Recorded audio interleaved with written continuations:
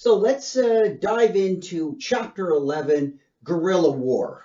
And I'm going to put a little one here because there will be two videos on Chapter 11, Guerrilla War. Again, we are in what book? This book. What part?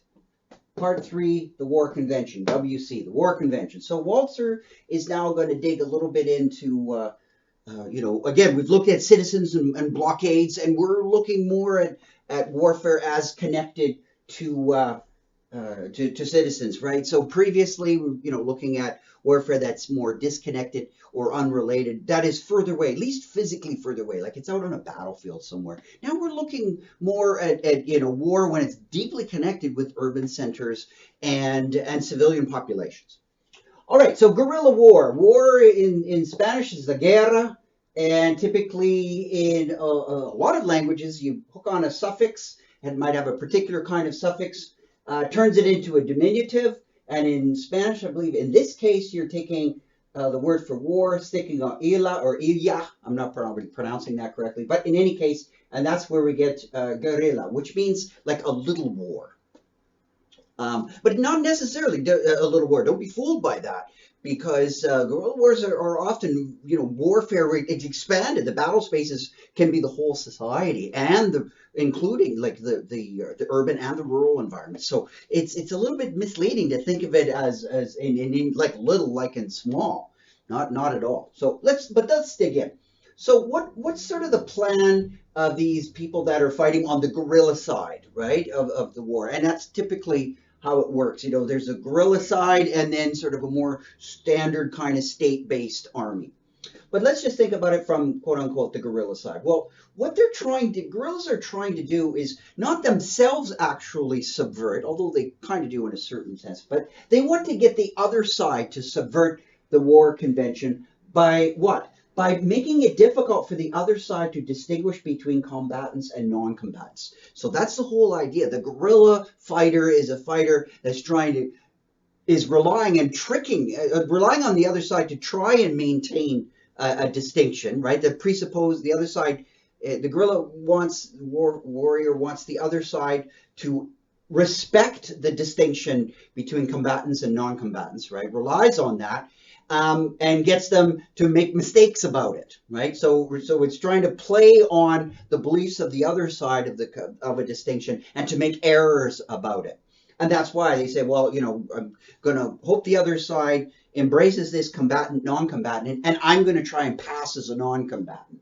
So making it difficult for the other side to figure out just who they're fighting, right? And that they don't just indiscriminately say, okay, I'm forgetting the whole combatant, non-combatant. Although guerrillas can also profit in either way. If they try and respect it, if the other side tries to respect it, guerrilla tactics can try and exploit that. And of course, if the other side just decides to throw up their hands, the standard army or the orthodox army throws up its hands and doesn't respect it, well, the guerrillas can profit from that by saying, look at what a bunch of immoral people we're facing. They don't even respect this distinction.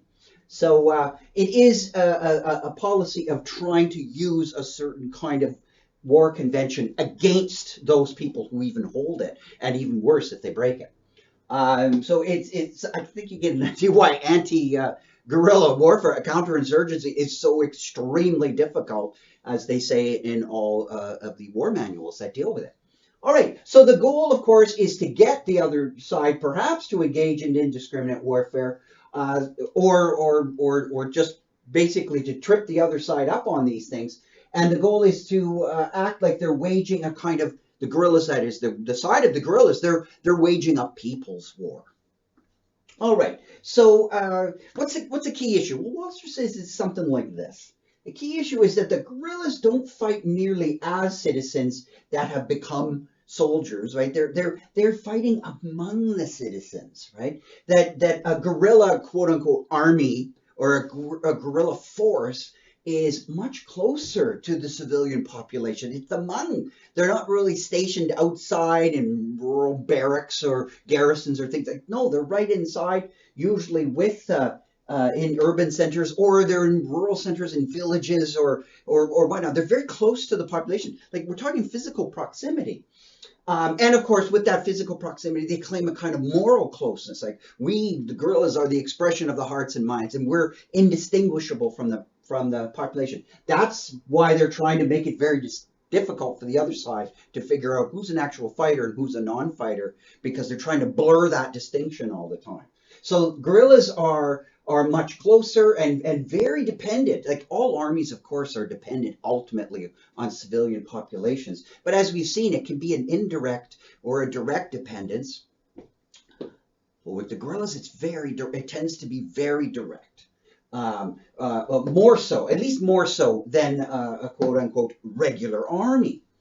So for the guerrillas, it's usually deception and surprise. That's their advantage, right? Tricking, deception, surprise, ambush, all these kinds of things. And their defense is not so much, they don't stand and fight, they blend back into the population. So it's this coming out of, not out of nowhere, but coming out of the civilian population.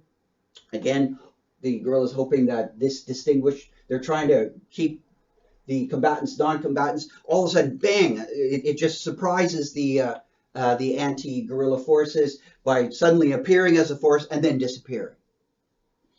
All right, so Walzer says the regular quote-unquote soldiers protect civilians who stand behind them, whereas guerrillas are protected by the civilians who stand among them.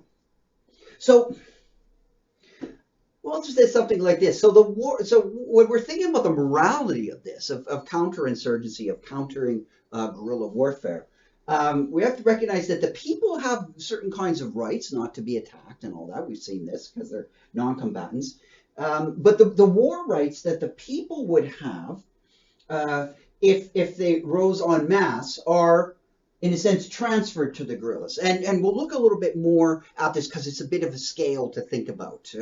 So that's why I put a little question mark under this. So in order to get clear on what kinds of counter-guerrilla warfare can be fought, right, ethically, and even possibly, we have to look a little bit more into the war rights and what does it mean to be talking about transferring to the guerrillas, because these are so close, right? The guerrillas are so close to the population. We have to look a little bit more at what exactly this close means and how it entails, because they can be close to various degrees, and that will affect the possibility of whether or not one can win a fight against them, and even the morality of it.